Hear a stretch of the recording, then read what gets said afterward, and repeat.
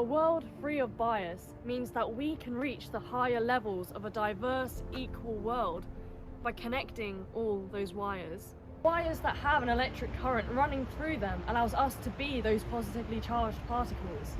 And we, together, are going to break the bias so that we forever will no longer fear fighting for better. There is a bias to be broken.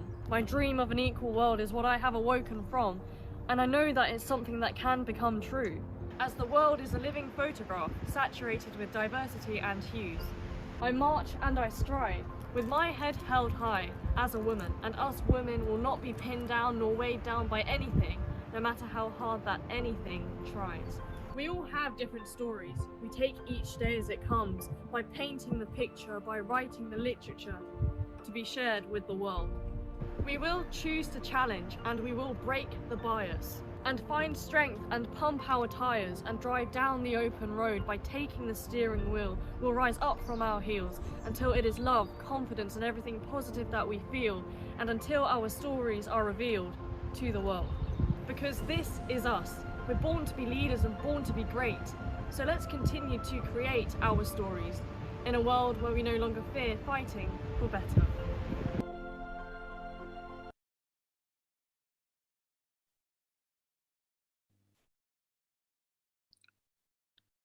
Good morning, good afternoon, and good evening. A very warm welcome to all of you to our International Women's Day event. I apologize to our guests for the late start. We were all still in class, but I'm happy to see that we're all here now. My name is Hannah Chavaka, and I will be hosting this event and also be the moderator for the very important panel discussion that we're having here today. Before we move on, I'd just like to ask that we observe our usual house rules. So please keep your cameras on. We want to see all of you, but your mics off. There will be an opportunity to ask questions after the panel discussion. And during the panel discussion, you're welcome to just pop your questions into the chat, and those will be addressed at the end. So I would just like to hand over now to Asil, who has prepared a presentation for us. Thank you, Hannah. Good morning, good afternoon, and good evening for everyone. I will start by my brief presentation. I'm wondering if you all can see my screen. Yes, we can. Great. I will start by saying Happy International Women's Day for all the incredible women all around the world, and specifically for the incredible females that we have in our One League family. Because International Women's Day is one of the most important days of the year in order to celebrate women's achievements, raise awareness about women's equality, and lobby for accelerated gender parity. I choose to start in a positive way by not talking about the bias first, but instead I will talk about and celebrate with you the women's achievements. And in order to tell all the incredible females that we have in One League family that you should believe that your dreams, you can achieve your goals, you can reach your dreams, and you should think that this is possible and applicable. I choose to talk about women's past we encountered in our cases, whether in leadership course or in strategy course. And of course, I will start by talking about the incredible Heidi Roizen that we all love and we all were thrilled to have in our case. Here, Heidi Roizen is talking about how she is seeing herself and how she likes to be seen by others. And she is reflecting her opinion regarding the experiments that were done in one of the universities by replacing her name with a male name and how the student's reaction was. So enjoy seeing her reaction to this. I found in my life the easiest thing to do was be myself, because it's easier to remember, right? You know, if you're going in trying to be someone else all day long, the amount of cycles you're spending doing that is really hard. And so if you're yourself, it's just a lot easier. But what I came to learn, and I think this is a female thing, like women in particular want to be liked. And the problem is if you spend all day trying to make everyone like you, you're not going to be very effective. And also in leadership roles, getting people to like you is, I would like people to like me, but more than that, I would like people to respect me for being thoughtful and honest and making good decisions and being decisive and moving on with those decisions. And so that doesn't always make you popular, but I believe at the end it does make you respected.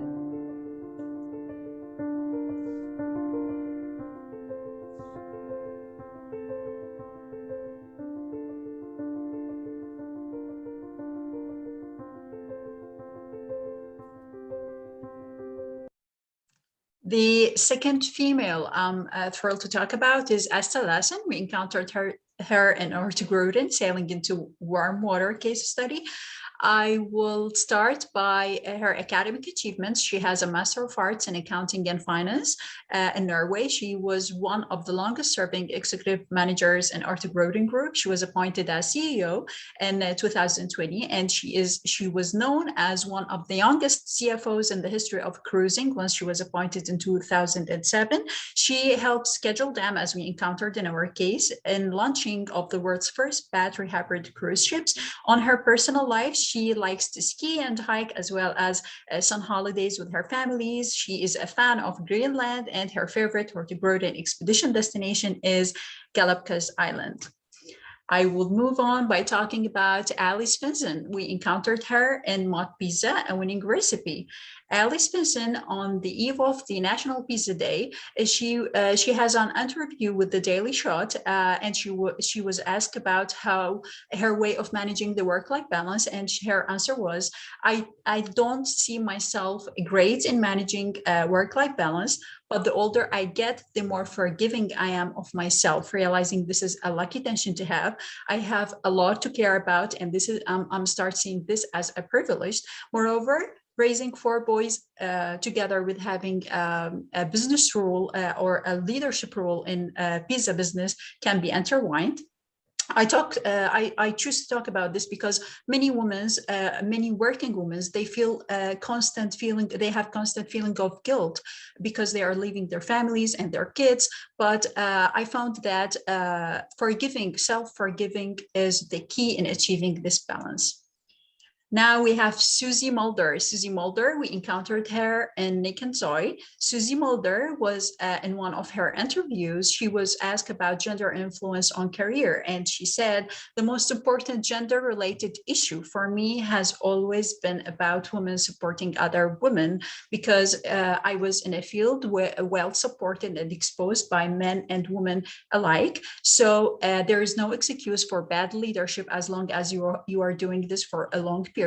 And in every mentorship relationship with any woman, I ensure that to help this woman achieve the highest potential on career while being equally excited for what is happening to her outside work. And of course, by the Mother Day being several days from now, I can't end without talking about Julia Peck. Julia Peck is Robert Peck mother. He is the CEO of Commonwealth Joe Coffee Roaster. He left his job while in a way trying to help his mother because they were working in the same coffee shop while he was in high school. And he knew that his mother was making a delicious coffee. He posted this picture of him and his mother on the Mother's Day. And he commented that my mother has a 37 years of experience as a mother and 18 years of roasting experience. So she is a master roaster and a master mother too. So you sometimes you have an incredible rule and you can affect your child's personal life as well as their business life. And I will end by focusing on 3 elements that we should always work on and we should always remember. We should always celebrate women's achievements, and we should always raise awareness against bias. And finally, we have to take actions for equality. Thank you very much.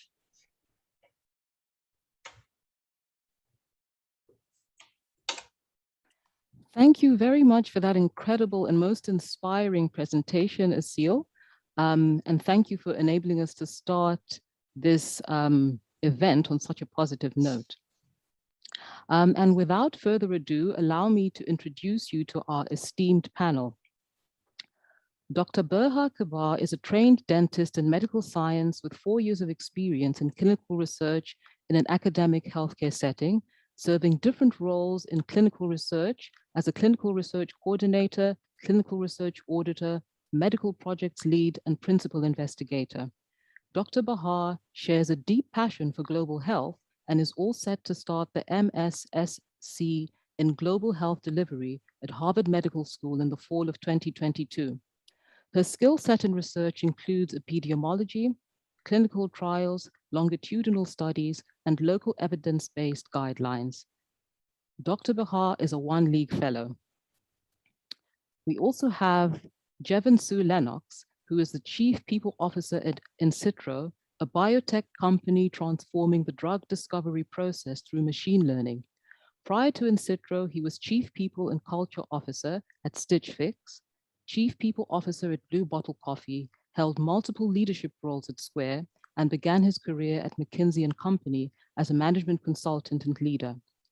Jevon received his MBA from Harvard Business School, his master's in public policy from Harvard Kennedy School, and bachelor's in East Asian Studies from Harvard College. He was named a First Mover Fellow by the Aspen Institute in recognition of his leadership within organizations to align business impact with the long-term health of society and the planet. Jevon is a One League Global mentor. We also have Nana Hamilton. Nana is a vice president in Moody's Global Project and Infrastructure Finance Group and is responsible for a portfolio of electric and gas utilities. Prior to Moody's, Nana was a vice president in the Power and Utilities Investment Banking Group at JP Morgan, where she provided mergers and acquisition and capital markets advisory services to electric and gas utilities. Nana holds an MBA from Harvard Business School and a BA in computer science and mathematics from Mount Holyoke College. Nana is a One League Global mentor. And last but not least, we have Veronica. Veronica Ajiri is a Ghanaian young woman who has a passion for the empowerment of women and girls. She is a MasterCard Foundation alumni, a youth think tank researcher, a CAMFED Association member, and the best graduating female student of her college in 2020. Being the second of 5 girls and having been raised in a rural setting in Ghana, Veronica has overcome different barriers along her path in education and her support to girls. Currently, she is a communication assistant at Invest in Africa, an NGO that supports small and medium-scale enterprises in sub-Saharan Africa. She now spends time with female entrepreneurs in Ghana by spotlighting their work. Veronica is a One League Fellow. Welcome to this incredible panel. It is an honor and privilege to have you here with us today. And I'd like to just jump right in by asking each one of you to tell us what International Women's Day means to you. And if we could just do this in alphabetical order. So let's start with Berha, then Jevon, Nana, and finally Veronica. Please go ahead. Thank you so much, Hannah, and thank you for the wonderful introduction. Hello, everyone. I was asked the question, what does International Women's Day mean to you? I want to keep this simple. For me, International Women's Day is about acknowledging the fact that gender-based disparity and inequality exist. In my part of the world, it's really hard to get people to acknowledge that, in fact, gender-based inequality has existed in history. I came across something very interesting in my sociological study. So before the rise of these monolithic religions, the very concept of God was feminine. So let me give you a little bit of context there. The concept was associated with the Mother Earth that has the capacity to grow food, which then feeds the entire mankind. And that kind of is what a female body does as well. So in a womb, a baby grows, right? But somewhere along the line, from this elevated status, we have somehow become the lesser gender. So for me, International Women's Day is about acknowledging that gender-based disparity exists in all structures of the society. It is about standing up against the patriarchal oppression, discrimination, and violence as a part of the overall exploitation and the oppression of masses on the basis of gender. Thank you. Hi, everyone. I'm Jevon. I'm excited to be here bright and early from San Francisco. It's quite early here, but this is a really important topic and a very important day. And so I was delighted to be invited to spend time with you all. I am the ally on the panel, so I am a cis man. But I think International Women's Day is really important because, I mean, if we're only thinking about these issues one day a year, then we've already kind of lost, to be frank. But it is a moment where you can really raise the attention and the awareness, and just, I think, a reminder of how far we have to go. And for me, I'm gay, and so I'm married to a man. I also have two sons, so we have a very male-dominant household. But it's interesting because I'm in a relationship where there actually are no gender dynamics, I often find that I am able to see the bias that exists, because the assumptions that people sort of make around mixed gender relationships, like, you kind of confronts you, and then you sort of question, like, why would you assume that? So the example would be when I had my first son, my company, which is a wonderful company, but my company asked me, well, who is the primary and the secondary caregiver? And I was like, what does that even mean? Like, where do we live now where it's like someone is a primary and secondary caregiver? Like, everyone, I think in any modern relationship, everyone wants to be an equal caregiver and should be an equal caregiver. And without, sort of taking over the time, there's tons of research that shows, because of the assumption that the woman in the relationship is often the primary caregiver, they're fundamentally disadvantaged in career progression, in salary progression, and so on, because it's all on them. Right. And the man goes back to work and so on. And so, and we actually ended up changing our company policy as a result, to be an equal caregiver policy. So it's for me, I think, just a reminder again that as an ally, there's always more that I can learn, and there's always more that I can do. Hi, everyone. It's a pleasure to be here with you today. And for me, International Women's Day, and it's been said, right? I think it's a day, a month to recognize women's achievements and contributions, to acknowledge that women are as capable as men in various industries. And I think, International Women's Day also, is a time where we get to acknowledge also that these biases exist. In my career, I've worked in a lot of very male-dominated industries, and it's a lot of the times some of these biases are unconscious. Sometimes they are conscious. A lot of the times it is unconscious. And so, a day like this makes us all sort of brings it to the forefront and makes us all think about our biases, because women are biased towards women. It's not that men are biased towards, we're all biased. We all have biases, whether it's, oh, Nana just had a baby, she's back from maternity, so I'm not going to bother her with this opportunity, right? You think you're doing me a favor, but ask me, so little things like that are all important. And I think it's important that we have this month, a day, to really bring it to the forefront so that people think about it. And like Jevon said, this is something that we have to be thinking about every day, but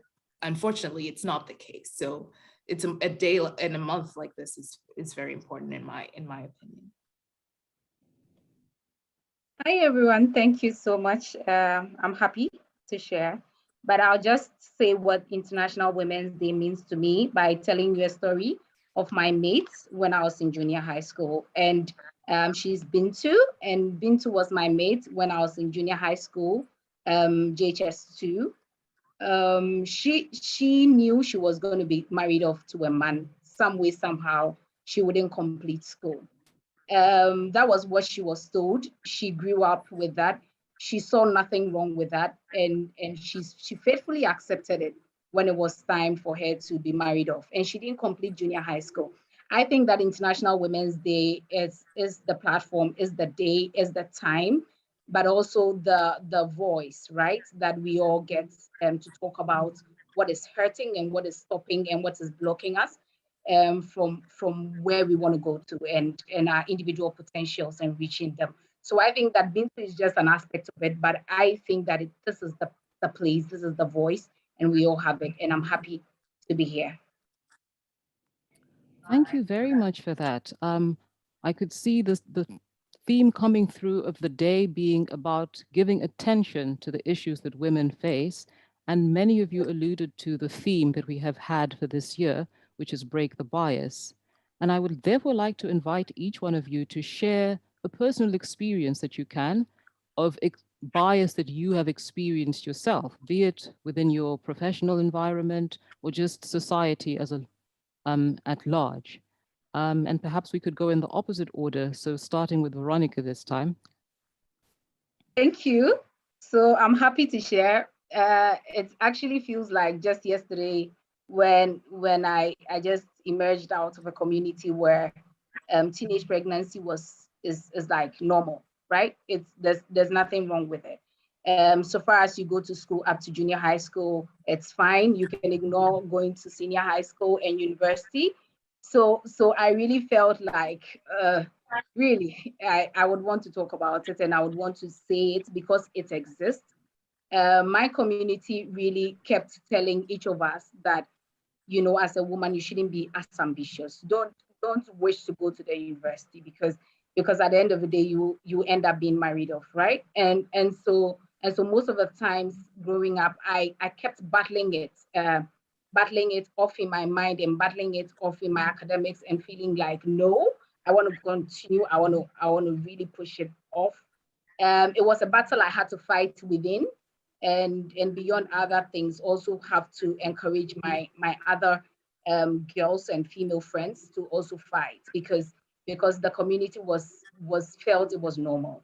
And I think that was one glaring bias that I faced whilst growing up.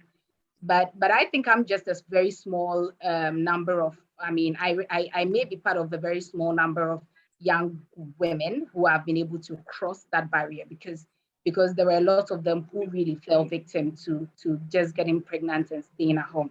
And really what was shocking about it was that to the male person who got the teenager pregnant, there was nothing wrong as well. Really, there was nothing wrong for him to just get a girl pregnant and let her stop schooling and let family stop her.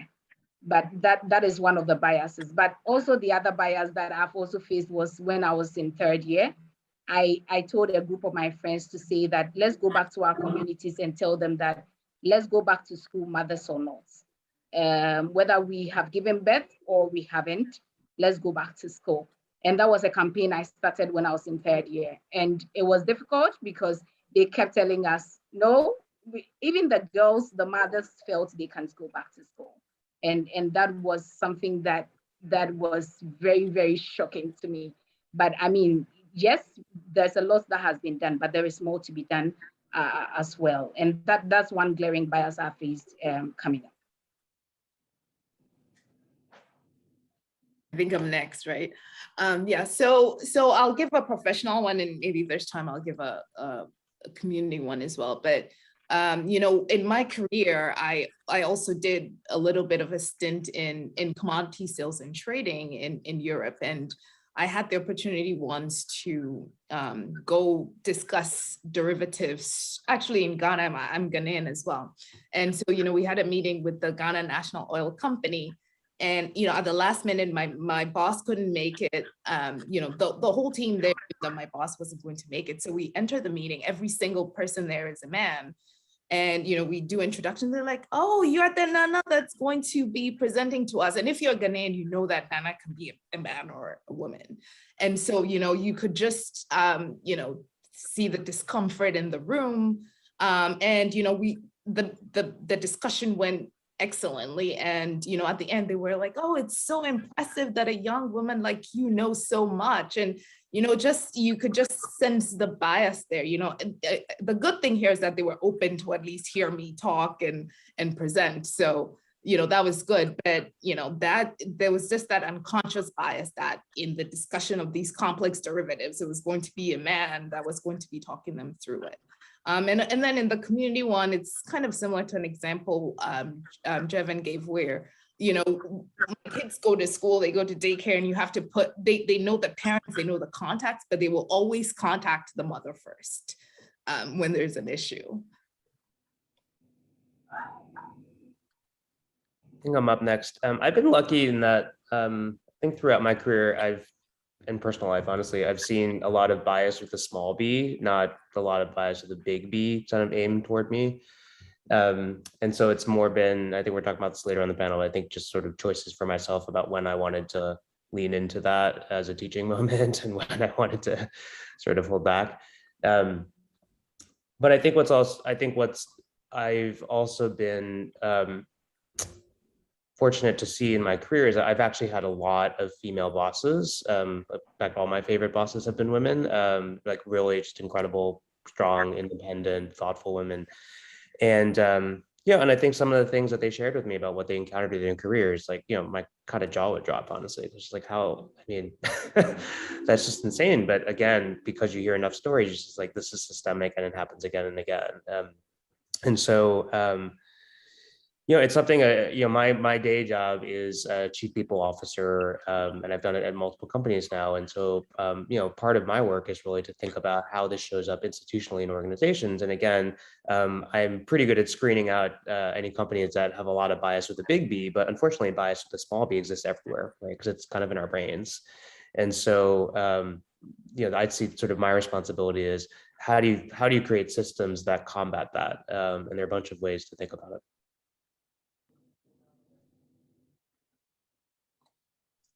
Right, thank you, everyone.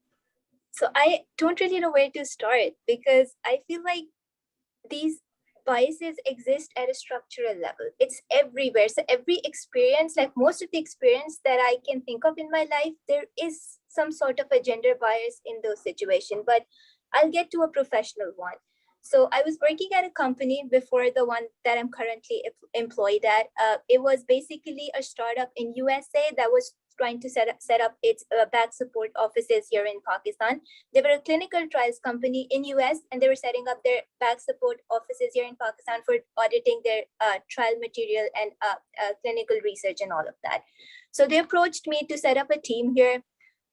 So the first thing that I did was train myself in the nature of the work that they needed. I trained for like 2 months. I set up a team. I trained the team.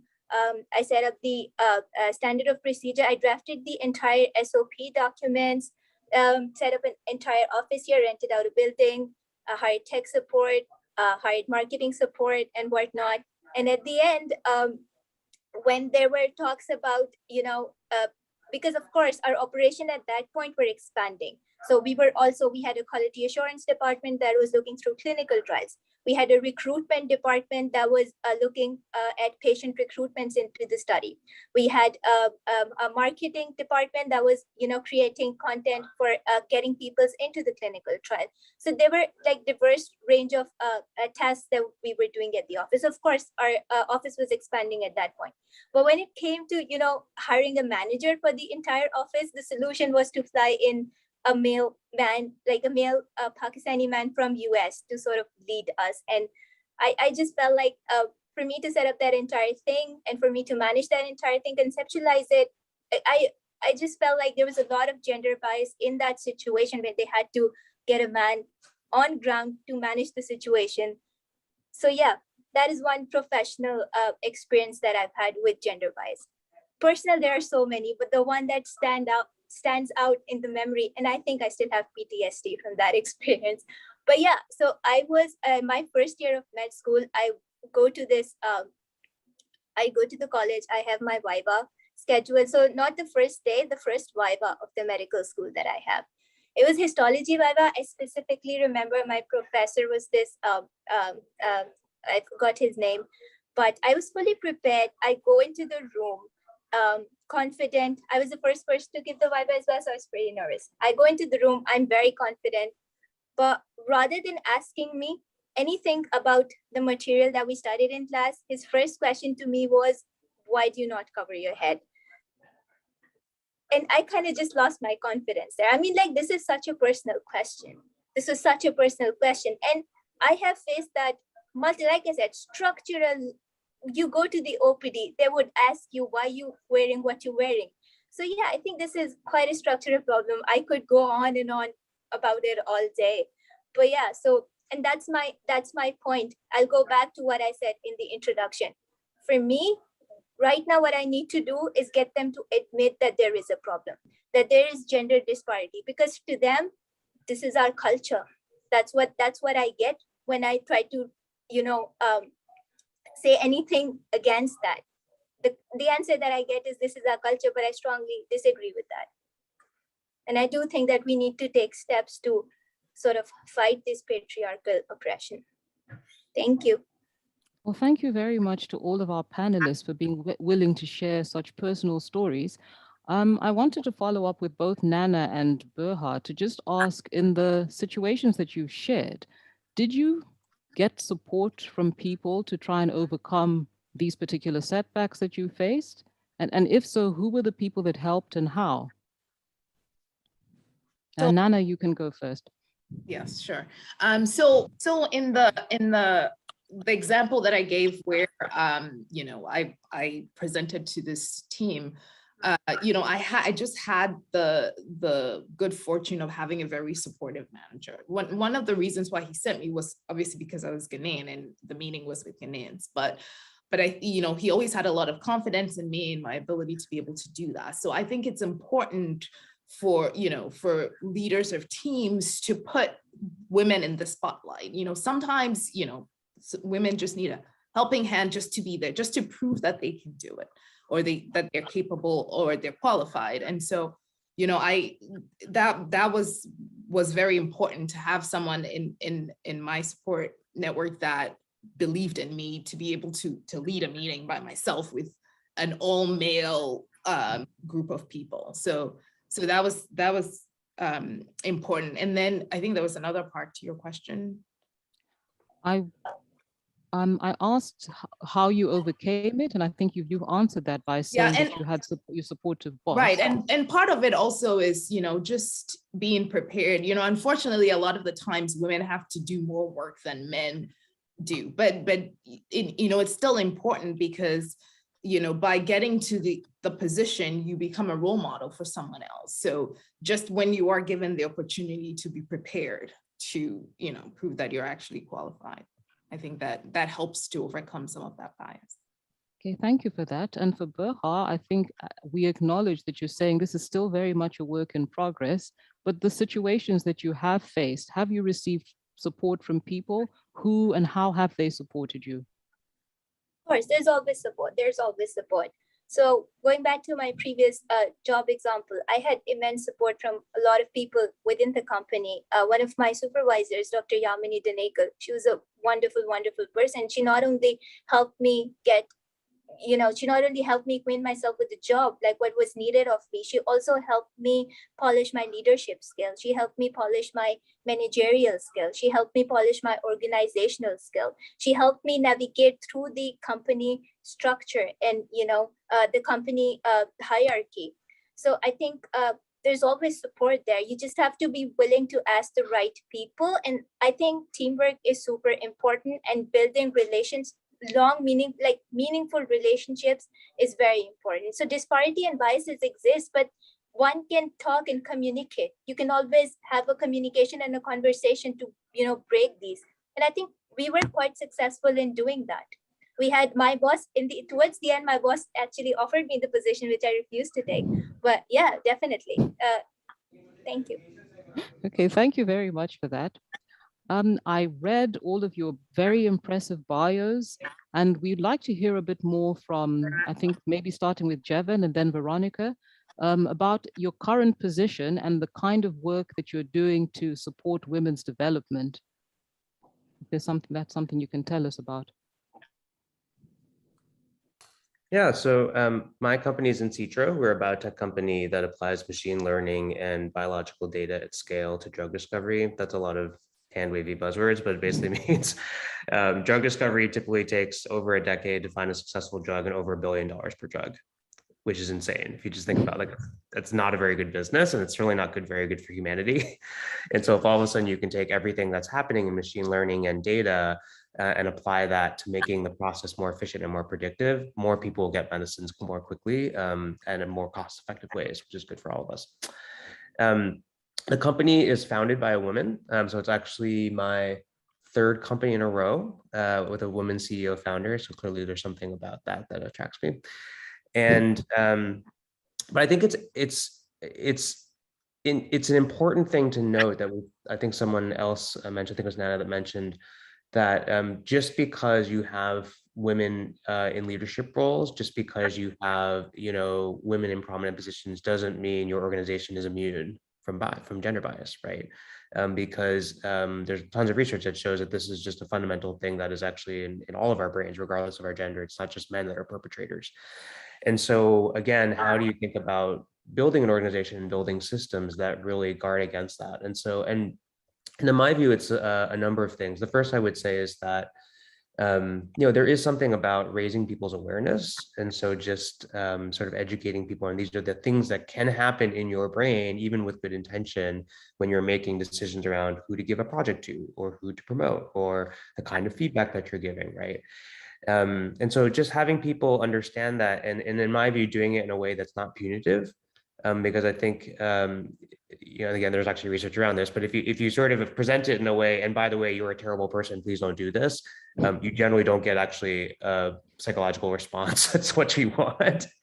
And so just talking about this, that this is something that we can all feel prey to, again, even with the best of intentions, even with and so on, right? Because it's just unfortunately wired into our brains because of the societies that we live in. And so, inviting people in to be part of that, part of the change, right? Be part of the process. And then creating interventions that are what I call just in time. Because you can give someone an amazing anti-bias training, and then like 9 months later, unfortunately, when they're making that big people decision, they're not probably thinking about that anti-bias training, right? And so how do you resurrect those things in the moment? And for me, it's just building it right into the process. So in the performance, templates, in the coaching for managers as a refresher, as you start that process, what are the ways that you can actually just remind people, like, this is a moment, just check yourself for a second. Like, are you thinking about the entire team? Are you, making unconscious decisions around, like, who's spending more time in the office? This is a classic one that often is gendered, right? Although it's starting to shift with the remote world and so on. And so bringing those sort of nudges right in the moment to help people sort of just take a second and just, sort of check themselves in terms of how they're approaching the situation, and really empowering the teams as well. And so whether they be women or male allies, right, to sort of feel empowered in that moment to sort of say in a meeting, to say in a discussion or so on, like, hey, like, this feels like it's going in a direction that maybe isn't what we want, and maybe isn't sort of what we intend, but what I'm hearing is X, Y, Z, and that they actually have the authority, frankly, to sort of intersect in that way. And so I think there's a bunch of different things. Unfortunately, I wish there was one silver bullet that would just kill gender bias in organizations, but spoiler alert, there is not. It really does take a whole host of things, and it takes everyone to be on guard and to lean into their opportunity and their responsibility. Thank you, Jevon. I had asked Veronica to answer that one too, but if you will allow me, I just want to move on in interests of time. One question I would like to offer for any of the panelists to answer is, with the situation that we find the world in today, after 2 years of the pandemic and, the Russia-Ukraine situation, how do you see the situation changing for women? What aspects, do you think are things likely to get significantly worse? And if so, how? Just any one of you, if you'd like to share your thoughts on that.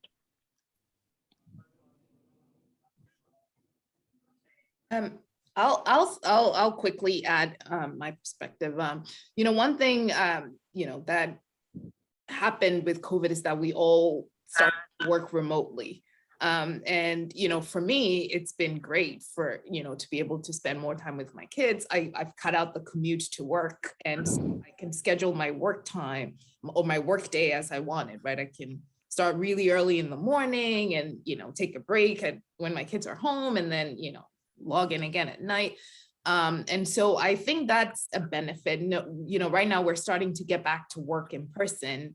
And even then, my company's talking about this hybrid model where, you don't have to go in every day. You just go in a couple of days a week. And I think that gives a great opportunity for women to feel like they have a better handle of maybe your work-life balance. I do fear that over time, years from now, it's going to start again being out of sight, out of mind, and then it's all going to go back to square one. But I think for now that's a benefit that that can help.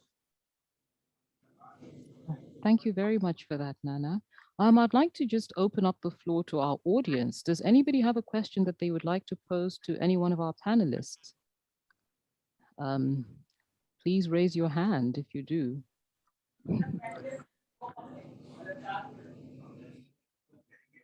Yes, I think I see Talha. Please go ahead with your question. Hi, thank you very much for acknowledging me. And thanks so much for the panelists for quite insightful stuff you've been dropping since. My question now is from the perspective of a guy, because I realize like we are living in a world that's not for women only, right? It takes two to tango. Men are like very, very important stakeholders in this discussion. And I kind of see a disconnect in the way like this movement or like the way we champion this cause, where I don't know if it's on both sides anyway, but my question is like how can we guys, like, how can we get more men or more male figures into this discussion to feel that they are also stakeholders and that they are also responsible? Because the problem, I think one of the major problems is that there's this feeling of otherness where male feel, oh, it's their issue, they're discussing their issue, and yeah, we support that and everything. But if you're not bringing them into the discussion, there is little or there's a minimum, or like there's a limit to the impact or like to the responsiveness of guys. Because at every instance, you can see like the male figure in every situation are most likely the perpetrators. So they should actually be, if not more focus, be more in the discussion. So like, how do we bring in guys into this more? I'm looking at this our discussion and I can count number of guys here on my fingers. So I think that's kind of captures what I'm trying to say. Thank you. Thank you very much, Talha. Any one of our panelists would like to respond to that? I think I'll go. I think I completely agree with Talha. Men need to be more vocal. They need to be more vocal about issues that relate to the society, because most of the issues that are women's issue are actually societal issues. Let me bring up a very important one. So recently we had this Women's Day celebration at our workplace, and there were all these celebrations but no substantial talk. So I actually went to the HR department and I talked about the fact that our company currently does not have any daycare facility. There are no daycare allowances. Raising a child is a societal issue. It's not just a mother's, like Jivan said, that it's a two people's job. Both the parents are equally responsible for the child. So on that forum, my immediate invitation was for men to come and raise their voices, because again, childcare is not just a woman's issue. So I completely agree with you. Sometimes in the company, especially in remote, especially in subcontinent, Pakistan and India, places like that, men are in the majority in organizations. So it is very important for you to support these causes. So I absolutely agree with you. From a feministic point of view, we always welcome men in our discussions. So yeah, thank you. I hope that answers your question. If I could just jump in on this question, because it's such an important one, and I love the follow up about, like, how do you sort of tie this to action? So I think a couple things I would think about. The first is, as men, we need to get out in front. So I don't think it's even just join. It's like we need to get out in front, because one of the, I think, particular challenges around this topic of gender equality is, again, there's tons of research out there that you can Google for yourself.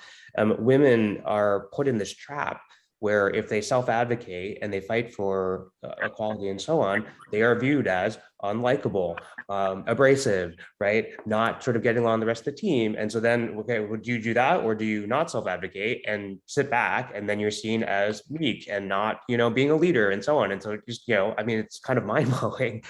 And so it's really, really important for men to get out in front and be the advocates as well, right? Not in a way that is, decentering women, right? Not to sort of take away their power, but to be sort of equal warriors in the fight, because just sort of pointing out that dynamic, if we don't, women are put in this impossible trap of the self-advocacy, right? And so the biggest thing you can do is think about, don't wait to even be invited. Say, this is my fight, this is my responsibility. And so how do I, in my organizations, in my community, raise my voice if there is an event and so on, like get out there and be in the front lines of the fight, because that is the first thing that you can do to really strengthen the women around you and support their cause. The second, I would say, is to activate other men, right? So whether it is gently calling out, or maybe not gently, calling out their bias where you see it, activating them as well, right? So another thing that drives me slightly crazy is when, you know, prominent men say, well, I've really become activated around these issues because like I have a wife and I have a daughter. I'm like, so all the other women in the world that are not related to you, like if they are sort of held back, you wouldn't care. Like that's crazy. I mean, it is the thing for our planet and the thing for all of our societies. If we have not, you know, sort of harnessed the potential of over 50% of our population, then, you know, we've already failed ourselves, right? And so this very much is a existential issue for men, and we should treat it that way. Thank you very much for that. I see we do have some hands up, but in the interest of time, I think we're going to have to just ask our panelists if they would like to leave us with 2 or 3 lines, concluding remarks that you'd like to leave the audience with, and then we'll ask Umaima to close out for us.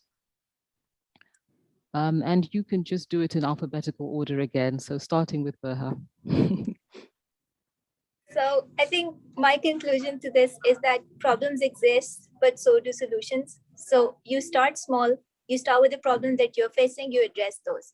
Then you try to help someone else, whoever is close to you. You help them, you solve their problem.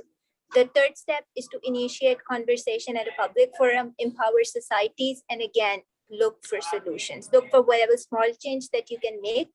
Start small, make an impact now, create ripples. Thank you. And Berha took all of mine, actually. I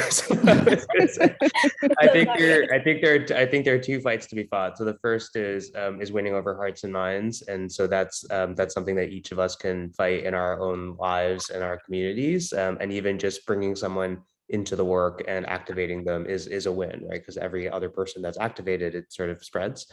But the second, again, just to keep coming back to it, is just it's fundamentally about changing systems and organizations, and so wherever possible, where you can really open someone's eyes who has power around changing how decisions are made, around how processes and organizations work, then you're actually opening the door for many.